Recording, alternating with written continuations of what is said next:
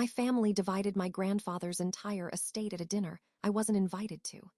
They decided I didn't need anything. What none of them knew was that my grandfather played chess every Thursday for 11 years with a quiet old man at the community center, and that old man was holding a will my grandfather had written by hand and asked him to keep safe. I'm Emily. My grandfather Joseph was the only family I had left. When he died, my aunt and uncle divided his estate at a dinner they never invited me to, claiming he wanted it that way. What they didn't know was that every Thursday for 11 years, he played chess with a man named Raymond. And Raymond was holding a handwritten will that would prove them all wrong. My grandfather, Joseph, raised me after my parents died in a car accident when I was 6. He was a retired history professor who lived in a modest 2-story house on Maple Street with a porch swing and a garden he tended every morning. But the thing he loved most was chess.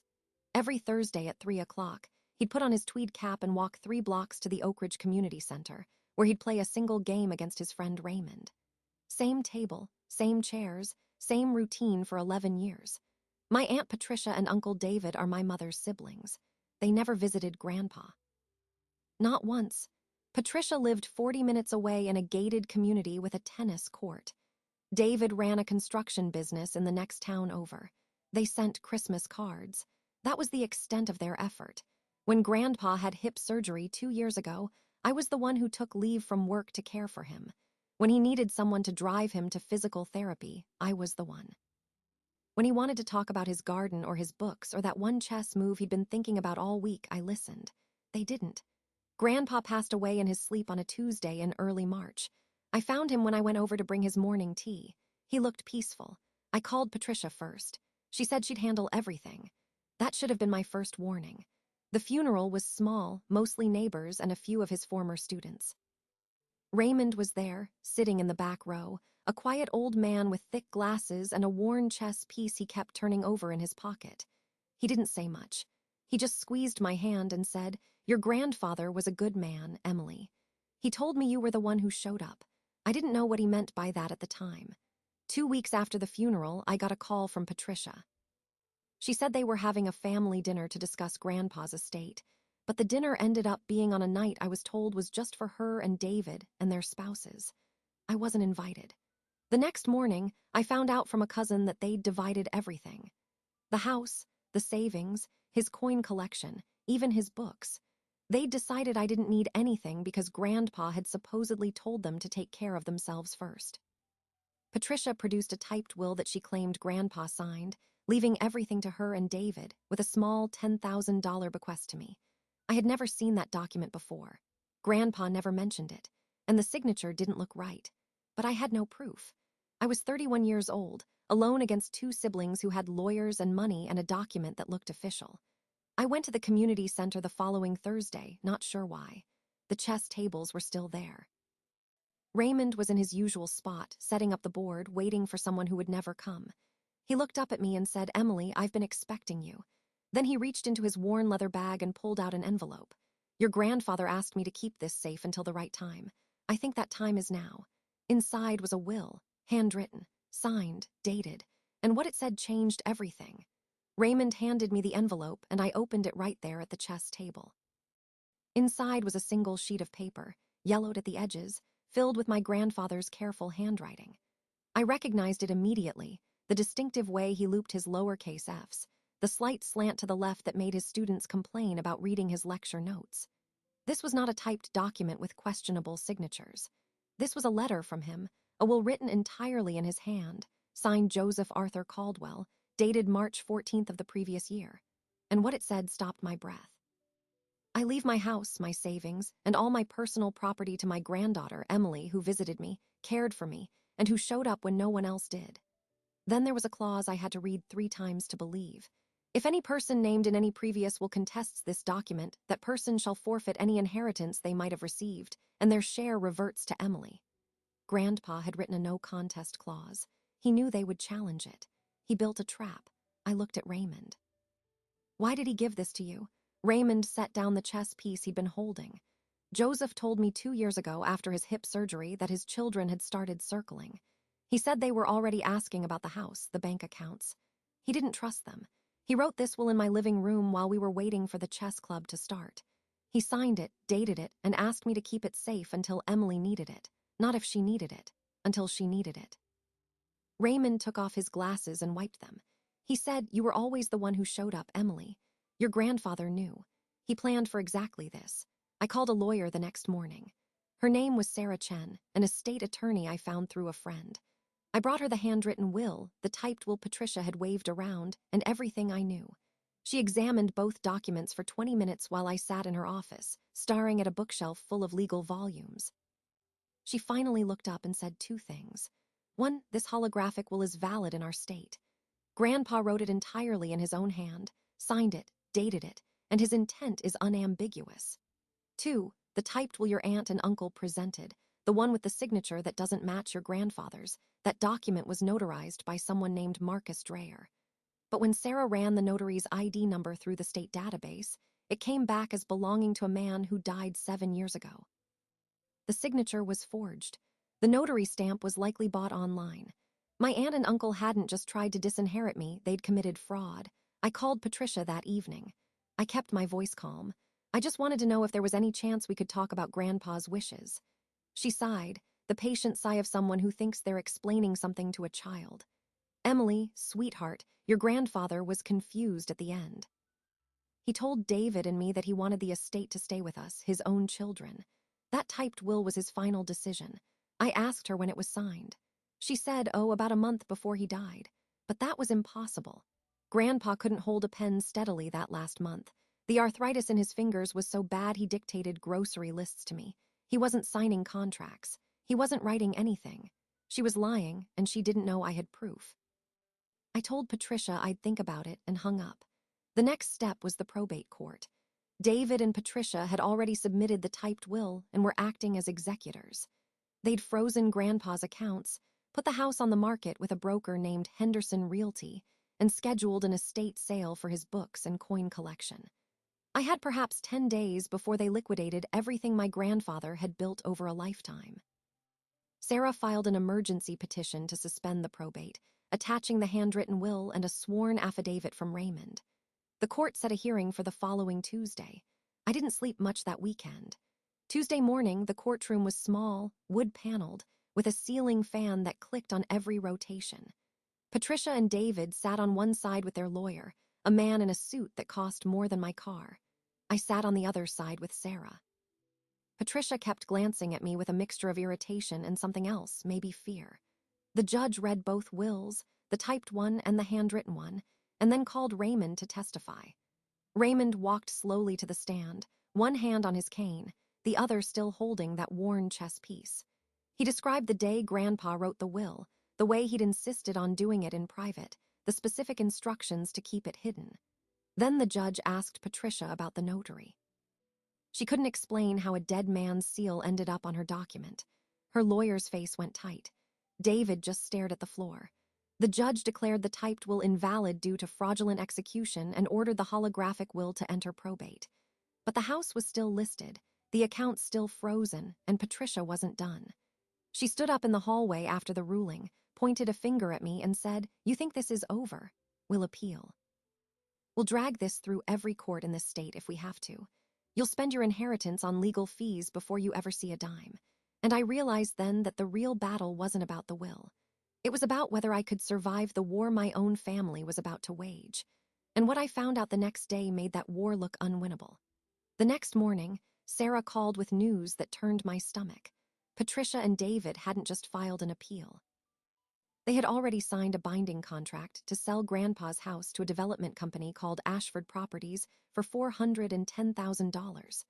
The closing date was in 18 days. If they couldn't deliver clear title by then, they'd owe Ashford a $50,000 penalty plus damages. My aunt and uncle had gambled everything on the forged typed will holding up, and now they were facing financial ruin if they lost. Desperation makes people dangerous.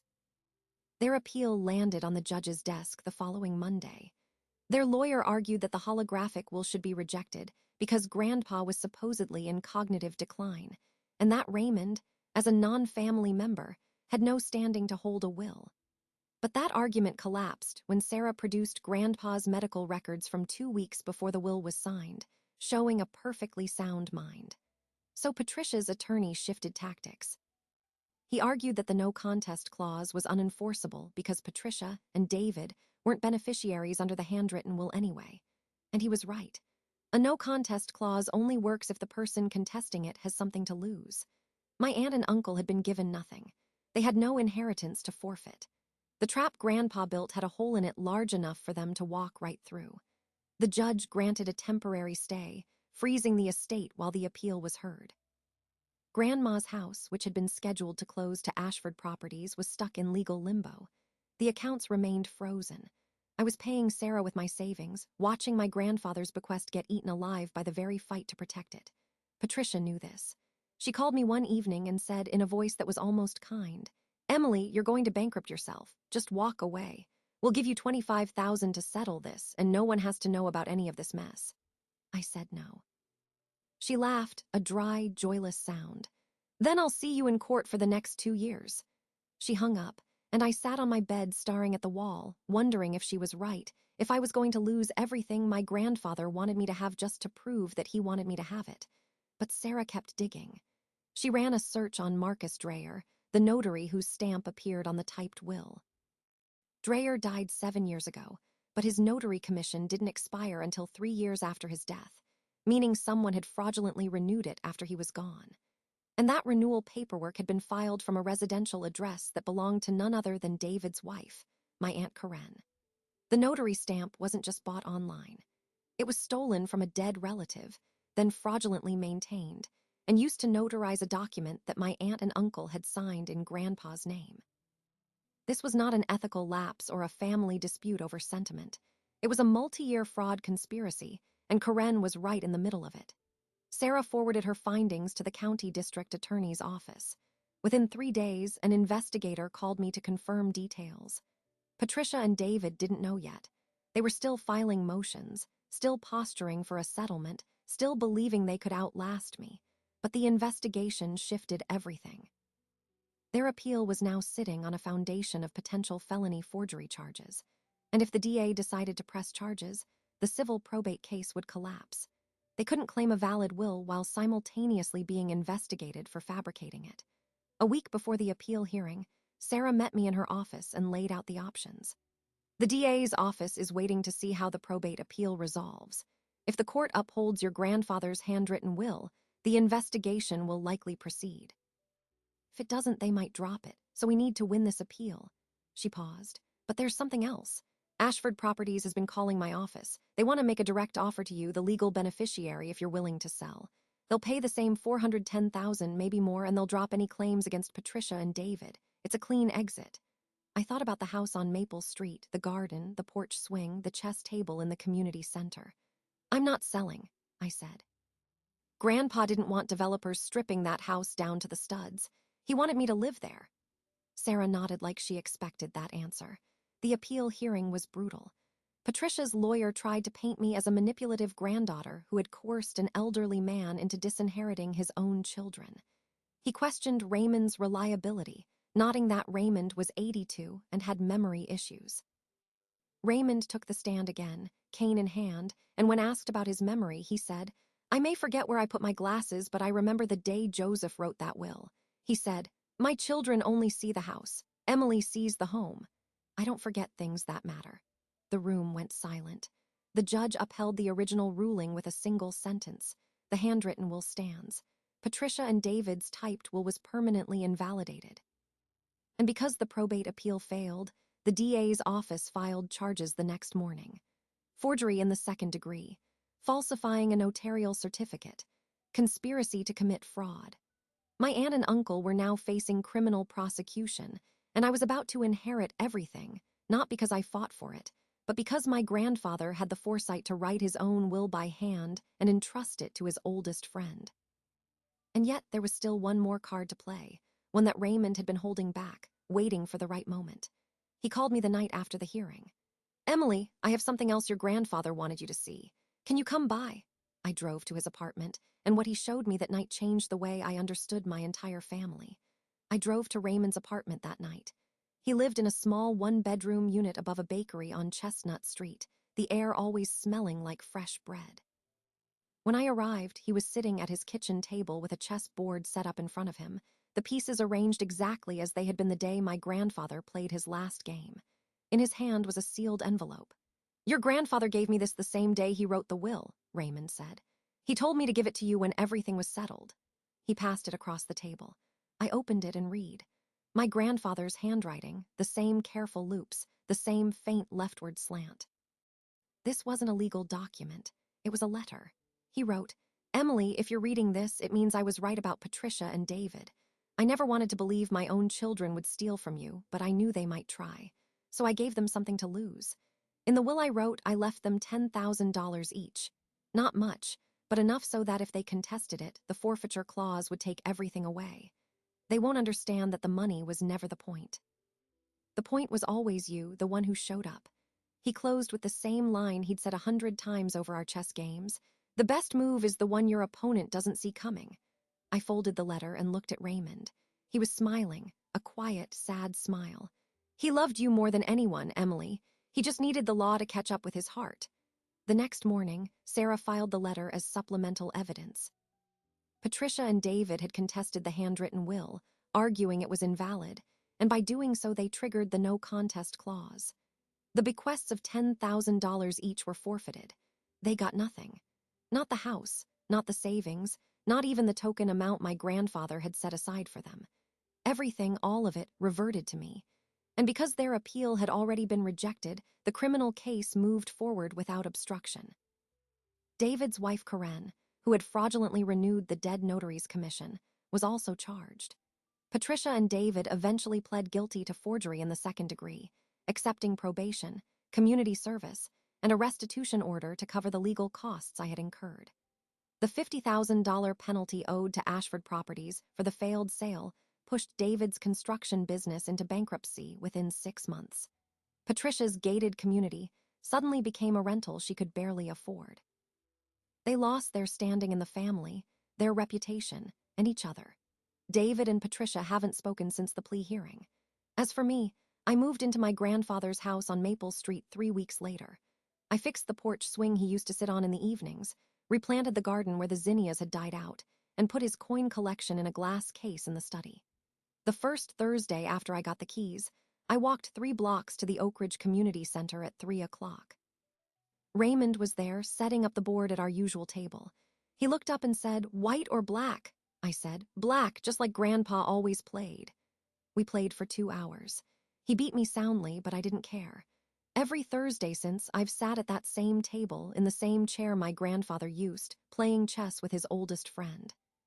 Sometimes Raymond tells me stories about the games they played, about the time Grandpa sacrificed his queen in a move, so bold it made the whole club stop and watch. But what I think about most is the kind of love it takes to plan 11 years ahead, to trust a friend with your last wishes, to write by hand a document that would protect someone after you're gone. Some people ask me if I feel guilty for what happened to my aunt and uncle. I tell them my grandfather didn't just leave me a house. He left me a lesson about showing up, about trusting the right people, about building a life that outlasts you. And that lesson is worth more than any piece of property, because no court can take it away. I show up every Thursday now, not because I have to, but because he would have. My grandfather once told me that chess isn't about capturing pieces, it's about protecting the king. For 11 years, he played with Raymond, and in all that time, I thought they were just 2 old men moving pieces around a board. I didn't realize my grandfather was teaching me the most important move I'd ever need: how to outlast the people who count you out. He couldn't stop his own children from becoming who they became, but he could make sure I had a place to stand when they tried to take everything. That is a kind of love most people never get to experience. It's quiet, patient, and it plans decades ahead. Now I'm 31 years old, living in a house that smells like wood polish and old books, with a garden that blooms every spring because my grandfather planted bulbs before he died. I still go to the community center every Thursday. Raymond still beats me more often than not. And every time I sit down at that chess table, I remember that the best protection isn't always loud. Sometimes it's a handwritten note left with a friend, a no-contest clause buried in legal language, a signature that proves someone was thinking of you long after they were gone. If this story made you feel something, if it reminded you of someone who showed up for you when no one else did, then I want to ask you a question. Who in your life would protect you like that? Tell me in the comments. I read every single one. And if this story stuck with you, share it with someone who needs to hear it. If you haven't subscribed yet, hit that button and drop your city and local time below. I love knowing where you're listening from. Check the description for more stories like this. I'll see you next Thursday. The board's already set.